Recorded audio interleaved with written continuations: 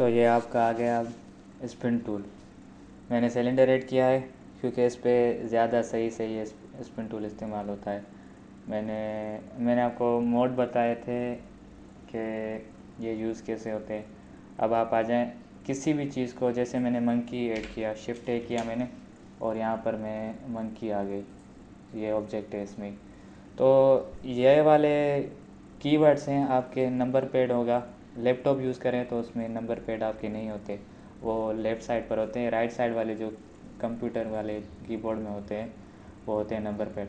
तो देखिए यहाँ से डायरेक्शन होती है यूज़ नंबर पैड से। 7 किया मैंने तो ये ऊपर से देखेगा मंकी के। ये ऑटो है डायरेक्शंस जो बहुत अच्छी हैं, आपको काम में बहुत काम आएंगी।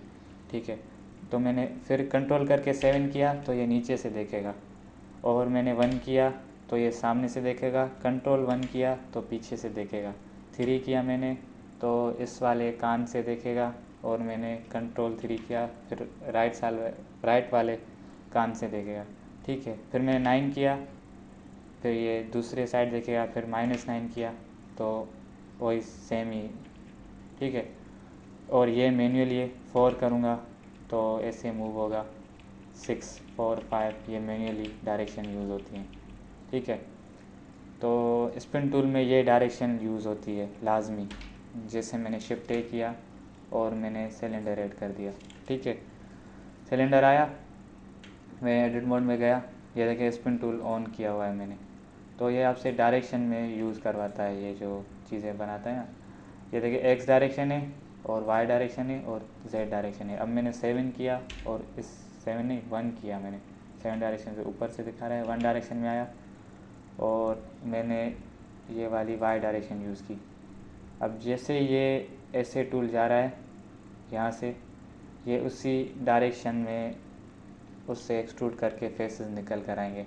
जैसे ये होता है कर्सर के थ्रू। मैंने कर्सर यूज़ किया, शिफ्ट करके यहाँ पर राइट क्लिक किया। अब मैं कर्सर को जैसे ही मूव करके जाऊँगा कर्सर के थ्रू, जहाँ पर कर्सर होगा उस डायरेक्शन में ये एक्सट्रूड होकर जाएगा। और ये वाई डायरेक्शन चूज़ करनी है आपने। अगर आप दूसरी डायरेक्शन से फेस से लेकर रहे हो तो एक्स से, अगर यहाँ से आपने यूज़ करना है ऐसे तो आप एक्स यूज़ करेंगे। अगर जेड में करना है तो आपको ये सिलेंडर ऐसे रोटेट करना पड़ेगा, ये जेड डायरेक्शन में सही से होगा यूज़। सही है।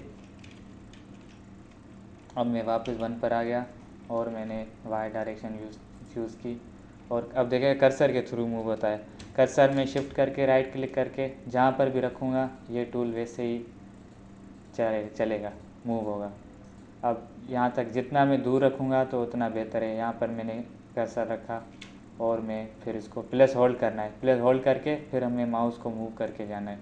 अब मैं यहाँ से लेकर आया और यहाँ मैंने छोड़ दिया। फिर मैं इसको रोटेट एक्स डायरेक्शन में करूँगा या वाई में सीधा करूँगा इसको, फिर जी जेड में इसको सिंपली लेकर ऐसे कर दूँगा। ज़्यादा मैं आगे से आपको समझाता हूँ। मैंने इस शिफ्ट एस किया और कर्सर वर्ल्ड टू ओरिजिन पे रखा और शिफ्ट ए किया, मैंने सिलेंडर ऐड किया, इसको मैंने आर एक्स 90 डिग्री, और मैंने यहाँ से इसको सेलेक्ट कर लिया इस फेस को। सही है। अब मैं यहाँ पे यूज़ करूँगा एक्स डायरेक्शन, एक्स नहीं जेड करूँगा। अब मैंने कर्सर यहाँ पर रखा और मैं सिंपली इसको जेड डायरेक्शन में ऐसे मूव करके आ गया। ठीक है, ये देखिए एक मैग्नेट की तरह बन गया है। अब मैं इन दोनों को अगर ये टूल ऑफ कर दूँ, यहाँ से सिलेक्शन पे आ जाऊँ, मैंने रोटेट जेड किया और जी एक्स में किया, इसको मैं जी एक्स में सेट किया, और इनको एक्सट्रूड करूँ या ग्रैब करूँ कोई प्रॉब्लम नहीं है। जी वाई में मैं ग्रैब करके लेकर जाऊँ या इनको एक्सट्रूड करूँ, ये आपको एक अच्छा शेप बना कर देगा। बहुत हार्ड टूल है, इसकी प्रैक्टिस बहुत लाजमी है। बहुत सी चीज़ें बन सकती है, जैसे मैंने कोई भी डिज़ाइन बनानी चाहिए, इस पे आ गया मैं और मैंने कोई भी रिंग जैसा होता है ना, कोई भी पाइप वगैरह बनानी है। जैसे मैंने आपको कंट्रोल राइट क्लिक वाला टूल देखो, ये इसमें भी यूज़ आप कर सकते हैं। जैसे आपने यहाँ पर ऐसे किया, कंट्रोल राइट क्लिक, ये ऐसे आ गया। ये भी सेम उसी तरीके का टूल है। ये बहुत मैच होते हैं आपस में टूल्स तकरीबन, ये ऐसे भी हो सकता है यूज़। तो इतना इशू नहीं है, प्रैक्टिस करेंगे आपको ज़्यादा समझ आ जाएगा आपको कि इसमें क्या करना है। ठीक है, ये भी इतना हार्ड टूल नहीं है, इजी है।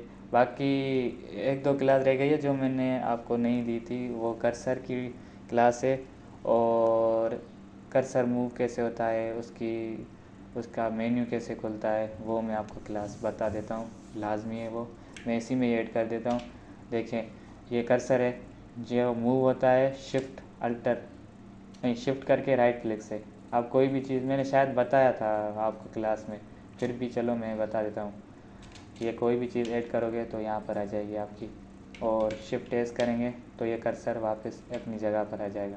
ठीक है, तो ये कर्सर के थ्रू टूल यूज़ होगा स्पिन, इसीलिए मैंने कर्सर आपको रिमाइंड करवा दिया कि इसकी भी प्रैक्टिस